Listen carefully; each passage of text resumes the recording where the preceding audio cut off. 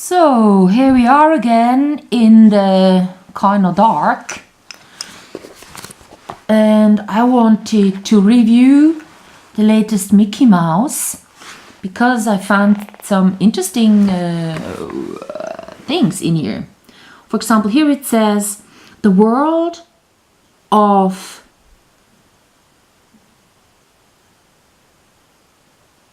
the Mickey Mouse, its stories and its friends. Hello? It used to say the world of Mickey Mouse, his stories and his friends. It wasn't that they made Mickey Mouse a thing, a mouse. They actually turn Mickey Mouse into a thing by saying in German, the world of Mickey Mouse, its stories and its friends. They say ihre.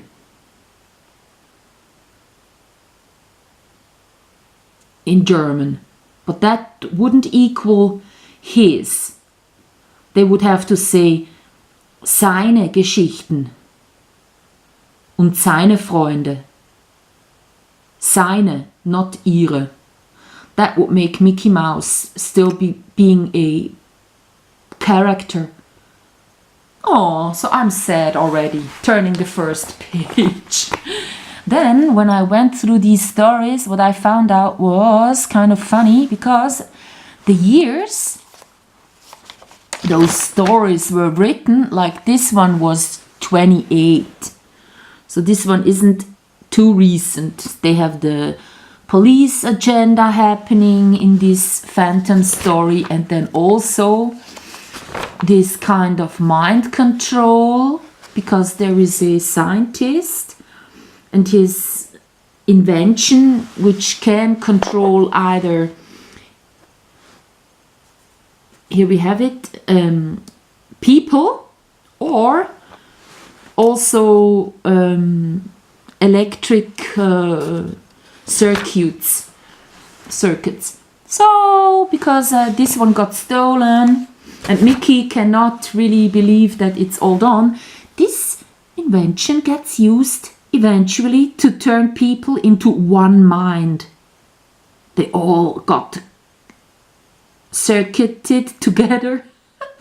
So that's the story. Then Mickey has to kind of go through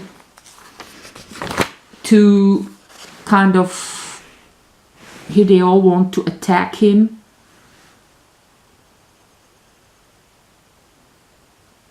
And they all say, we are one, in the middle of the picture. We are one. So that's one world orderism, and as well this kind of mind control thing. Like when you think of HAARP, really being able to mind control, if that is the case. And not just HAARP, but all the mobile antennas used for Wi-Fi, if they are able to control us by microwaves, because our brain, not very good shielded, also is doing the same, having a kind of electrical circuits that wire it. The axons from nerve to nerve, making the connection. If there some thought kind of process is going on, then there is electricity running. That's what they can measure when they put stuff onto your brain, actually measuring how much of this electricity goes through certain areas. EEG they call that. So they sure might doing it the other way around, like really sending microwaves to our brains so that we kind of fall asleep or develop illnesses or whatever, we do not know. So that one is in this Mickey Mouse edition. Very sad. Then there is a really old one which I don't really like, even though the story is much more refined than the others, because in here it's just, you can tell there is not much of an agenda going on. It's just Mickey and Donald having to get out of their flat because Kato Carlo is wanting the rent. They don't have it, so he expels them from their flat. And funny things happen, like Goofy kind of seeing the piano coming, and there he gets smashed into the refrigerator, where he's not too much mad about it because he likes to eat the melon. Yeah. So it's just making us familiar to those characters and telling funny stories, and also like incorporating like these the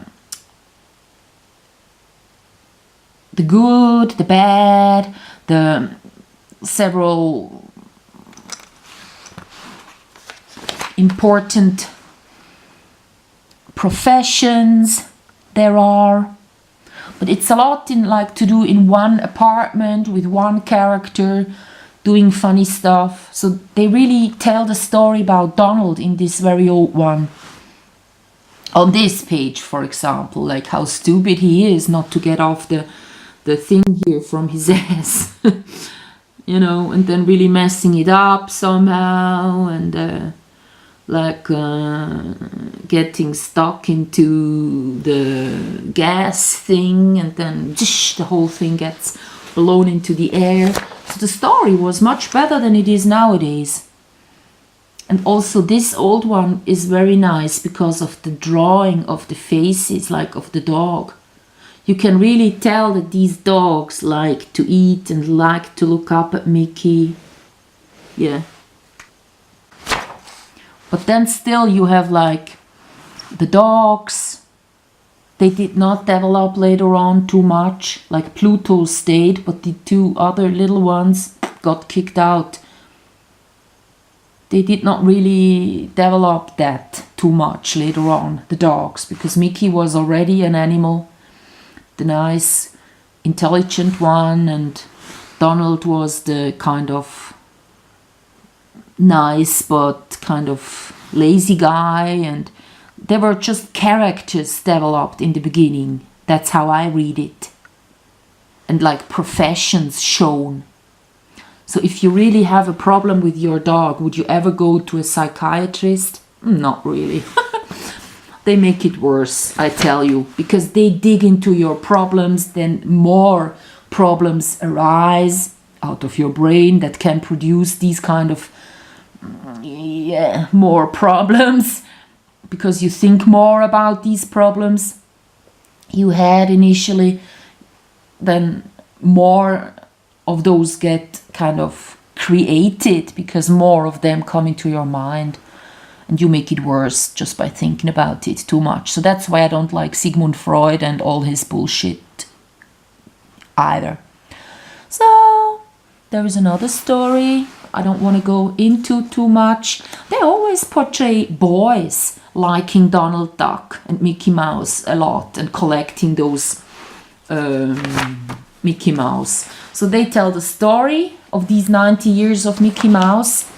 So if you study certain people, they would say Walt Disney was very much connected to this jet propulsion laboratory guy, and also to like the high ups, the politicians at these days, Roosevelt and the kinds, and maybe also this other guy, that Dianetics guy, Ron L. Hubbard.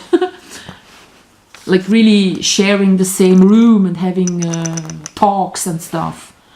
So in the documentary, they're not mentioning this in here. They said that Disney wasn't around too much in the Disney studios. And they say he wasn't paying his workers that did the drawings too well. That's what they don't tell in here, but I know from the documentary. And also, yeah, he was very much into this war business, like making Germany look real bad, and they don't tell that one either in here. Of course they don't.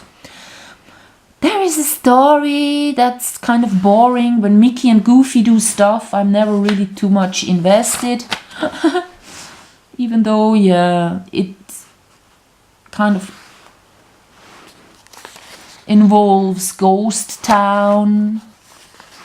In here, I could say something about, which is stupid because it doesn't exist in reality.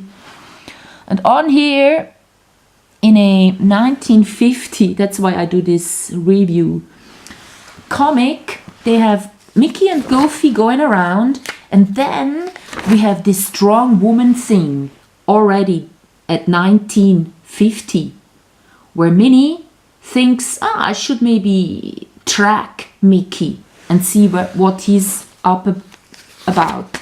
And then she gets to Hunter and Mickey and stuff, and then when Mickey is on the ship, she's following, and on the ship Katakalo does bad things with Mickey and Goofy.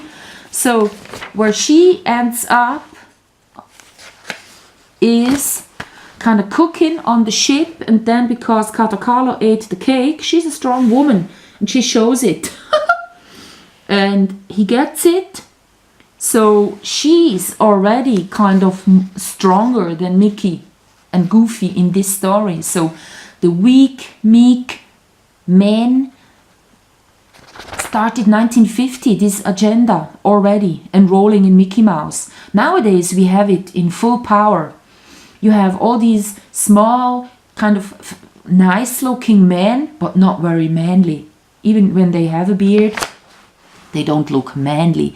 And when they have muscles, still they have very short limbs, and so they look a bit meek.